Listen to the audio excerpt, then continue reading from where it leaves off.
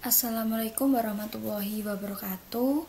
Perkenalkan, nama saya Anissa Hakim, NIM 191910501017 dari Program Studi Perencanaan Wilayah dan Kota, Fakultas Teknik Universitas Jember, kelas A. Baik, di sini saya akan mempresentasikan hasil tugas ujian tengah semester saya dengan mata kuliah Perencanaan Pertanian Industrial.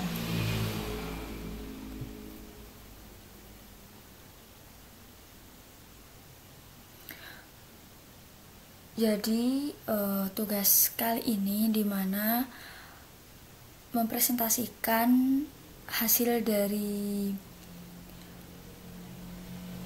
mencari bahan kajian dan literatur.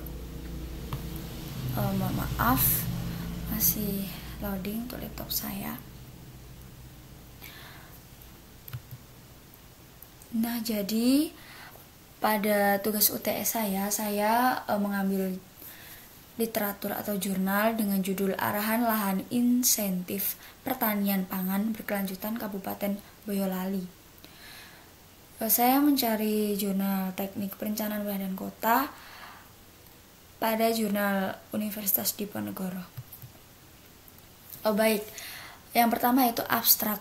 Jadi Kabupaten Boyolali berada pada jalur yang strategis, sehingga dapat mempengaruhi perubahan aktivitas di sekitarnya. Lahan pertanian rentan untuk diubah menjadi lahan terbangun. Untuk dapat mempertahankan lahan pertanian, maka perlu adanya pemberian insentif untuk lahan pertanian, di mana arah pemberian insentif menjadi acuan bagi pemerintah untuk memberikan insentif kepada pemilik lahan pertanian yang memeliharanya. Nah, hal ini bertujuan untuk menjaga lahan pertanian dari konversi lahan. Jadi, diharapkan produksi tanaman pangan akan terjaga, sehingga dapat tercipta ketahanan pangan dalam negeri. Maka untuk mencapai hal tersebut, digunakan metode dalam penyusunan studi rujukan insentif lahan pertanian pangan berkelanjutan, yaitu dengan menggunakan metode analisis deskriptif, menggunakan peta untuk mengetahui sebaran lahan. Pemberian insentif pada lahan pertanian sesuai dengan tipologi lahan, di mana tipologi 1 menerima insentif tertinggi, sedangkan tipologi 4 yaitu menerima insentif terendah. Sebaran lahan pertanian cukup merata, sehingga didominasi oleh tipologi yang pertama, yaitu seluas 9.541,13 hektar, di mana dengan persentase sebesar 71,15%, dan diikuti oleh tipologi yang kedua seluas 2.230.005 hektar, di mana dengan persentase sebesar 16,62%. Kemudian selanjutnya diikuti dengan tipologi yang ketiga dengan seluas lahan 893,202 hektar, di mana dengan presentasi sebesar 6,66%. Dan yang keempat yaitu tipologi 4 mencakup 746.022 hektar, di mana dengan persentase 5,57%. Pemberian insentif tersebut diharapkan dapat menjaga lahan pertanian yang berguna untuk mempertahankan produksi tanaman pangan di Kabupaten Boyolali. Nah, pembahasan dalam persentase kali ini yaitu ada 4 pembahasan, di mana tabel of content-nya terdiri dari bab 1 pendahuluan, yang kedua yaitu data dan metode, yang ketiga yaitu hasil dan pembahasan, dan yang keempat yaitu kesimpulan. Yang pertama yaitu pendahuluan, di mana pada bab ini menjelaskan tentang latar belakang dari pengambilan studi kasus di Boyolali. Nah, seperti yang telah dipaparkan di abstrak tadi, di mana Kabupaten Boyolali, tepatnya berada di Provinsi Jawa Tengah, memiliki potensi lahan pertanian yang luas dan ditetapkan sebagai salah satu kabupaten penyangga pangan nasional atau disebut dengan BKN Jawa Tengah. Nah, Kabupaten Boyolali sendiri itu wilayahnya dilalui oleh jalur ekonomi skala nasional, sehingga banyak sekali mobilitas dan pergerakan yang ada di sana. Di mana dengan menumbuhkan segitiga pertumbuhan Joglo Semar, Yogyakarta, Solo, Semarang. Nah, dinamika pertumbuhan ekonomi dan perkembangan keuangan meningkat dengan pesat dengan adanya jalur ekonomi skala nasional tersebut. Implikasi dari dinamika keuangan yang terus meningkat, di mana pada ketahanan sebagai penyangga pangan untuk pertumbuhan aktivitas ekonomi membutuhkan ruang aktivitas yang salah satunya yaitu infiltrasi kepada lahan yang semula berfungsi pertanian menjadi non pertanian. Jadi di sini di mana terjadinya perubahan alih fungsi lahan dari yang pertanian menjadi non pertanian. Sehingga nantinya keluarannya yaitu perlu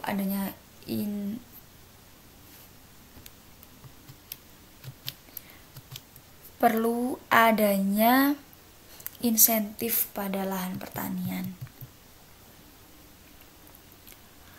Nah, dalam mengurangi alih fungsi lahan perlu adanya pengendalian lahan, terutama yaitu lahan pertanian, agar dapat memenuhi ketahanan pangan sesuai dengan amanat Undang-Undang Nomor 18 Tahun 2012 tentang pangan.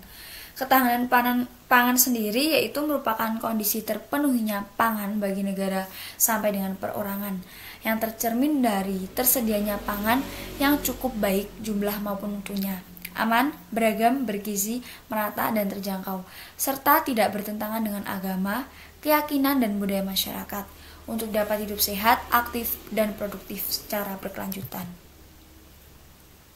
Nah, di Kabupaten Boyolali sendiri itu merupakan representasi sentra produksi pangan di Provinsi Jawa Tengah, di mana perlu adanya upaya mempertahankan lahan pertanian.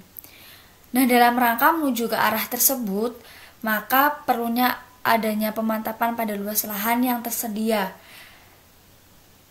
di mana untuk mewujudkan dengan dukungan instrumen pengendalian fungsi lahan pertanian, sehingga menurut Undang-Undang Nomor 41 Tahun 2009 tentang perlindungan lahan pertanian pangan berkelanjutan, yaitu merupakan sistem dan proses dalam merencanakan dan menetapkan, mengembangkan, memanfaatkan, dan membina, mengendalikan, dan mengawasi lahan pertanian pangan dan kawasannya secara berkelanjutan. Nah, Kabupaten Boyolali itu merupakan posisi yang strategis di mana Kabupaten Boyolali itu mendorong berkembangnya kegiatan yang mengambil lahan sentra pangan, sehingga diperlukan adanya upaya pengendalian untuk dapat menekan alih fungsi lahan. Penetapan lahan pertanian menjadi lahan pertanian pangan berkelanjutan atau biasa yang disebut dengan LP2B merupakan salah satu alternatif pengendalian. Namun demikian tidak cukup dengan penetapan semata, jadi harus diimbangi dengan usaha pengelolaan lahan agar dapat berkelanjutan. Selain itu, pertimbangan mengenai kriteria yang dapat diajukan merupakan acuan dalam penetapan suatu lahan pertanian untuk mewujudkan LP2B. Di antaranya yaitu kesesuaian lahan, ketersediaan infrastruktur, penggunaan lahan, potensi teknis lahan, dan luasan kesatuan hamparan. Nah, kriteria tersebut itu tadi digunakan untuk melakukan prediksi jumlah produksi, luas baku lahan, dan sebaran lokasi lahan pertanian pangan berkelanjutan, serta kegiatan lain yang menunjangnya.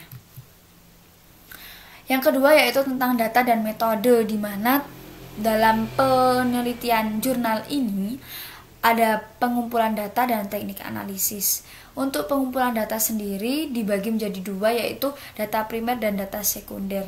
Jadi di jurnal ini mengambil datanya itu data primer dan data sekunder, di mana melalui literatur, sumber data, penelitian, dan yang data sekunder yaitu melakukan survei langsung ke tempat lokasi studi.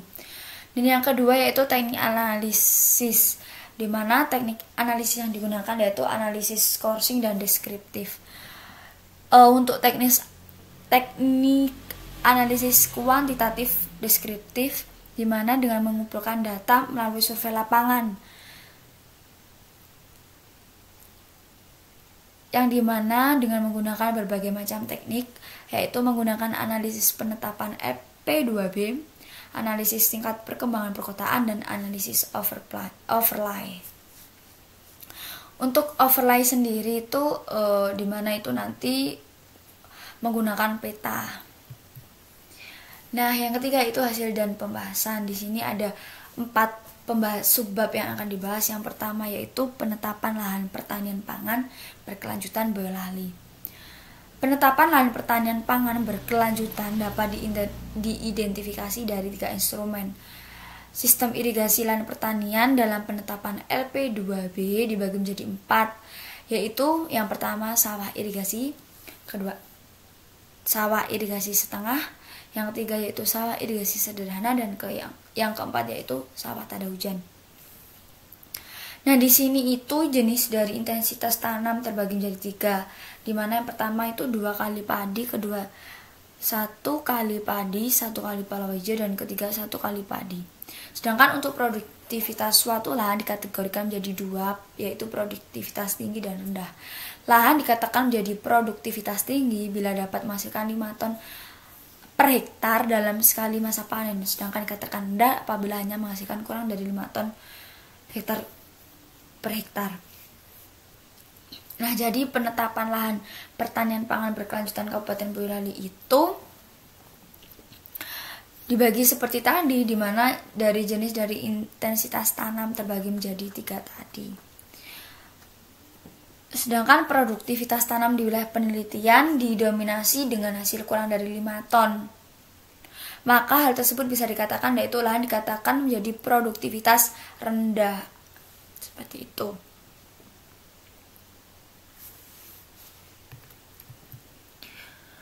Untuk lahan pertanian pangan berkelanjutan dikatakan dipertahankan, artinya yaitu lahan tersebut harus tetap dipertahankan peruntukan untuk lahannya. Jadi tidak terjadinya alih fungsi lahan. Sehingga lahan pertanian itu berkelanjutan masuk ke dalam klasifikasi dipertahankan dengan syarat, di mana lahan tersebut dapat dipertahankan dengan memenuhi syarat yang ada dalam penetapan lahan pertanian pangan berkelanjutan. Syarat lahan tersebut tetap diperuntukkan untuk lahan pertanian adalah luas hamparan sawah lebih dari 5 hektar, tersedia air dan produktivitas lebih dari 65%, rata-rata produktivitas tingkat wilayah administrasi lahan tersebut berada. Nah, jadi apabila syarat tersebut tidak dipenuhi, maka lahan tersebut atau lahan pertanian pangan berkelanjutan tersebut tidak boleh dikonversi. Lahan pertanian pangan berkelanjutan dikatakan boleh dikonversi, artinya yaitu lahan pertanian pangan berkelanjutan tersebut dapat dialihfungsikan dari peruntukannya semula. Lahan pertanian ini dikonversi untuk dipertahankan menjadi lahan hijau kota. Yang kedua yaitu tentang lahan pertanian pangan berkelanjutan potensial, di mana pada LP2B yaitu lahan dengan luasan lebih dari 5 hektar, sedangkan lahan dengan luasan kurang dari 5 hektar dikategorikan ke dalam LP2B tidak potensial. Jadi kalau potensial itu lebih dari 5 hektar. Nah, setelah itu dilakukan overlay pada peta, di mana dengan syarat-syarat peruntukan lahan pertanian pangan berkelanjutan dapat diketahui di mana letak lahan potensial untuk peruntukan lahan pertanian pangan berkelanjutan. Yang ketiga yaitu analisis perkembangan perkotaan, di mana kondisi spasial yang dijadikan pertimbangan dalam menentukan jenis insentif adalah tingkat perkembangan kawasan. Nah, diambil dalam 3 aspek yang dijadikan pertimbangan, yaitu pertama aksesibilitas, kedua nilai lahan, dan yang ketiga lahan terbangun. Pertama, aspek aksesibilitas itu dikategorikan lagi menjadi 3, yaitu aksesibilitas tinggi, aksesibilitas sedang, aksesibilitas rendah. Nah, kategori dari aksesibilitas tersebut itu berdasarkan pada jalan. Yang kedua yaitu lahan terbangun. Lahan terbangun itu dibagi lagi menjadi 2, di mana ada wilayah perkotaan dan wilayah non perkotaan. Dan yang ketiga yaitu adalah nilai lahan, di mana nilai lahan juga dikategorikan lagi menjadi 2, ada nilai lahan berkategori tinggi dan berkategori rendah. Nah, untuk lahan dengan kategori tinggi maka masuk ke dalam klasifikasi wilayah perkotaan. Sedangkan lahan dengan tingkat kepadatan rendah masuk ke dalam wilayah non perkotaan. Nah, untuk studi kasus dalam penelitian ini di mana wilayahnya itu sebagian besar lahan pertanian memiliki nilai lahan yang termasuk tinggi karena berada pada jalur strategis nasional tadi yang seperti telah saya paparkan pada abstrak, di mana menghubungkan kota Semarang dan kota Surakarta.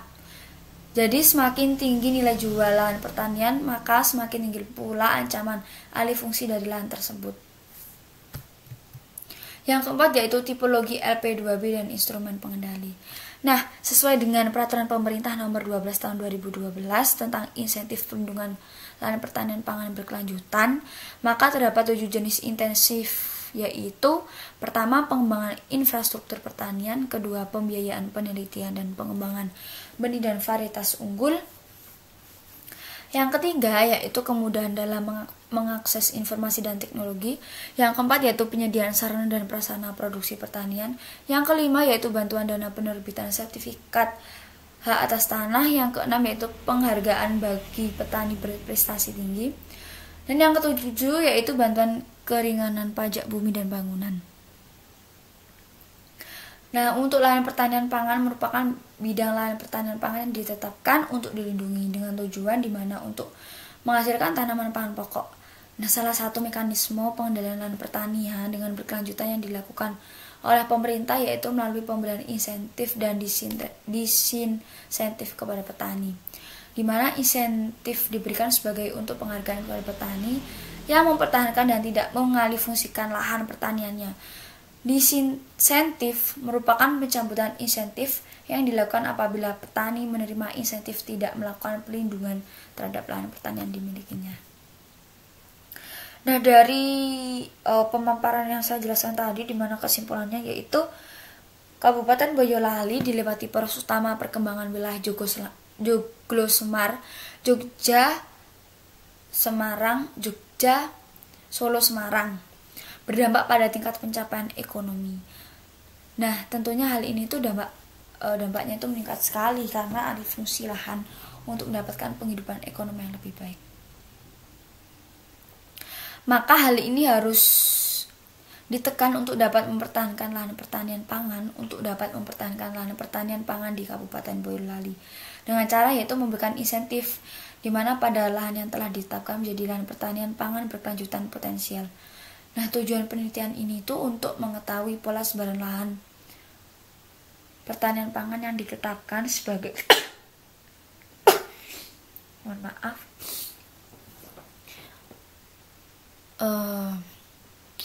dari tujuan penelitian ini untuk mengetahui pola sebaran lahan pertanian pangan yang dapat ditetapkan sebagai lahan pertanian pangan berkelanjutan dan instrumen pengendaliannya di Kabupaten Boyolali. Maka hasilnya yaitu yang didapatkan adalah instrumen pengendali untuk menekan alih fungsi lahan di Kabupaten Boyolali. Instrumen pengendali tersebut berupa insentif yang akan diberikan kepada petani yang mempertahankan lahan pertaniannya.